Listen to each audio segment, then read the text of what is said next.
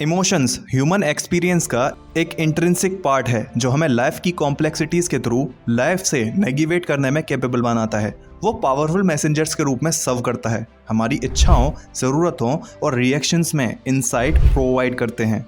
Meaningful connection build करने, information decision लेने और पर्सनल डेवलपमेंट को बढ़ावा देने के लिए फीलिंग्स इंपॉर्टेंट हैं। हालांकि इमोशनल होने और एक्सेसिवली इमोशनल होने के बीच एक डिस्टिंक्ट डिफरेंस है। जबकि इमोशनल होना आइडियल है और ओवर इमोशनल होना हमारे वेल बीइंग और रिलेशनशिप के लिए इंजरियस हो सकता है।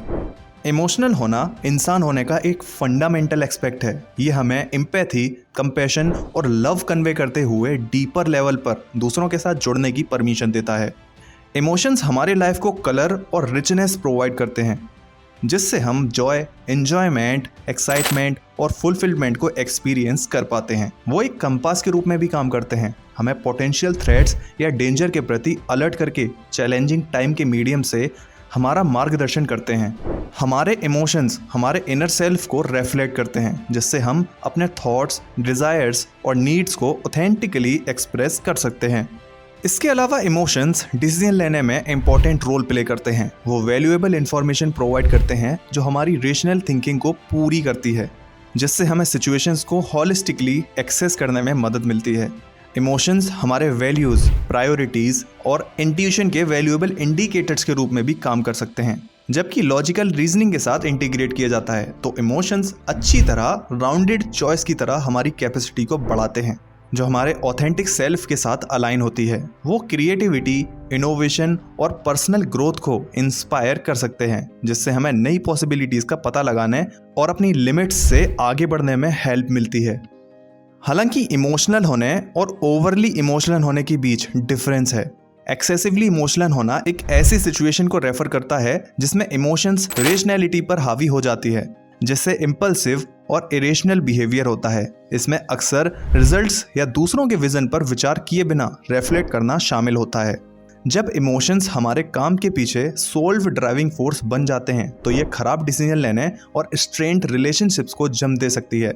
ओवरली इमोशनल होना भी हमें मैनिपुलेशन के प्रति वल्नरेबल बना सकता है, क्योंकि हमारी फीलिंग्स की इंटीग्रिटी से हमारे डिसीजन क्लाउडेड हो जाते हैं।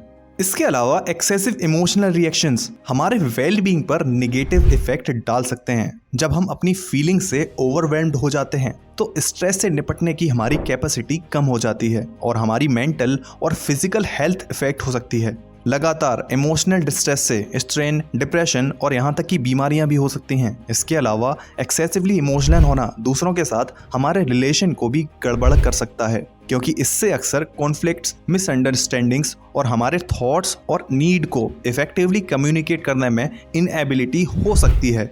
So the conclusion of the video is that कि इमोशनल या इमोशंस का होना इंसान होने का एक सिग्निफिकेंट एस्पेक्ट है। इमोशंस हमें दूसरों से जुड़ने, इन्फॉर्म डिसीजन लेने, लाइफ के चैलेंजेस का सामना करने में कैपेबल बनाते हैं। हालांकि ओवर इमोशनल होना हमारे वेल बीइंग और रिलेशंस के लिए इंजरियस हो सकता है। इमोशंस के होने और इमोशनल होने के बीच बैलेंस बनाना बहुत ज़रूरी है। इमोशनल इंटेलिजेंस को डेवलप करने से हमें रेशनैलिटी और हेल्दी कॉपिंग मैकेनिज्म को बनाए रखते हुए अपने इमोशंस की पावर का यूज़ करने की परमिशन मिलती है। अपने इमोशंस को अपनाने और उन्हें इफेक्टिवली अरेंज करने से हम ज़्यादा कंप्लीट लाइफ जी सकते हैं और अपने आसपास के लोगों के साथ भी मजबूत रिलेशंस बना सकते हैं।